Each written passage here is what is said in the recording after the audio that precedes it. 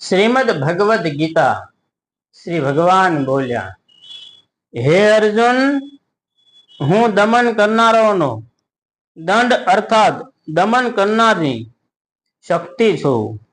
વિજય ઈચ્છનારાઓની નીતિ છું. ગુપ્ત રાખવા યોગ્ય ભાવોનું રક્ષણ કરનાર મૌન હું છું. અને જ્ઞાનીજનોનું તત્વજ્ઞાન હું જ છું. અને હે અર્જુન, જે સમસ્ત ભૂતોની ઉત્પત્તિનું કારણ છે એ પણ હું જ છું. કેમ કે એવું છર કે અછર કોઈ પણ પ્રાણી નથી જેમાં મારા વિનાનું હોય. હે પરંતપ, મારી દિવ્ય વિભૂતિઓનો અંત નથી. મેં પોતાની વિભૂતિઓનો આ વિસ્તાર તો તારા માટે એક દેશરૂપ એટલે કે અત્યંત ટૂંકમાં કહ્યો છે.